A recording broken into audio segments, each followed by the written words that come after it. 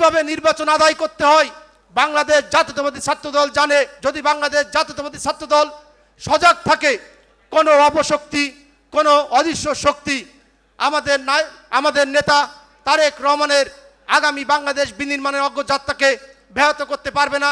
হাসিনা মুক্ত ফ্যাসিবাদ বিরোধী আন্দোলনের পরে, হাসিনা মুক্ত হওয়ার পরে বাংলাদেশে যেদিন আমাদের নেতা তারেক রহমান বক্তব্য রেখেছিলেন যে দীর্ঘ 16 বছর আমরা এই ফ্যাসিবাদী শক্তি হাসিনার বিরুদ্ধে আন্দোলন করেছি, এখন আমাদের আন্দোলন হবে অদৃশ্য শক্তির বিরুদ্ধে।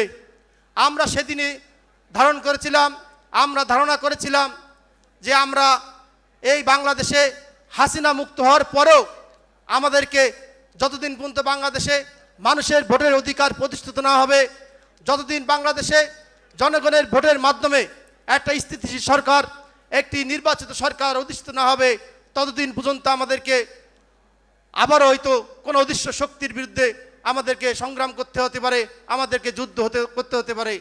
আমরা ইদানিং দেখছি সেই অদৃশ্য শক্তিগুলো আবার ঐক্যবদ্ধ হয়ে মাথাচাড়া দিচ্ছে।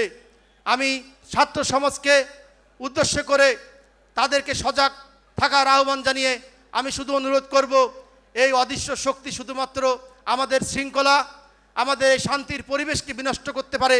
যদি বাংলাদেশ জাতীয়তাবাদী ছাত্রদল সুশৃঙ্খল এবং ঐক্যবদ্ধ থাকে, যদি বাংলাদেশ জাতীয়তাবাদী ছাত্রদল সজাগ থাকে, কোনো অপশক্তি, কোনো অদৃশ্য শক্তি আমাদের নেতা তারেক রহমানের আগামী বাংলাদেশ বিনির্মাণের অগ্রযাত্রাকে ব্যাহত করতে পারবে না।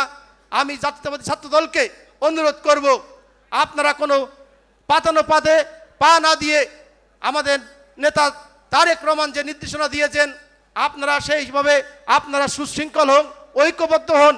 ইনশাল্লাহ অতি দ্রুত সময়ের মধ্যে এই সরকার জনগণের ভোটে নির্বাচিত সরকারের কাছে ক্ষমতা হস্তান্তর করতে বাধ্য হবে।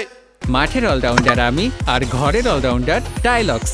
টাইলক্স টয়লেট ক্লিনার, ক্লিন মানেই টাইলক্স। আর যদি না হয় কিভাবে নির্বাচন আদায় করতে হয় বাংলাদেশ জাতীয়তাবাদী ছাত্রদল জানে।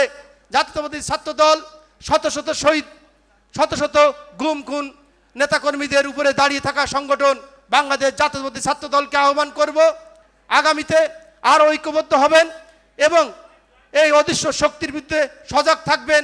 ইনশাল্লাহ যতদিন পর্যন্ত আমাদের নেতা দেশনায়ক তারেক রহমান বাংলাদেশে পদার্পণ না করবেন, যতদিন পর্যন্ত আমাদের নেতা বাংলাদেশে স্বদেশ প্রত্যাবর্তন না করবেন, ততদিন পর্যন্ত কিন্তু বাংলাদেশে অদৃশ্য শক্তি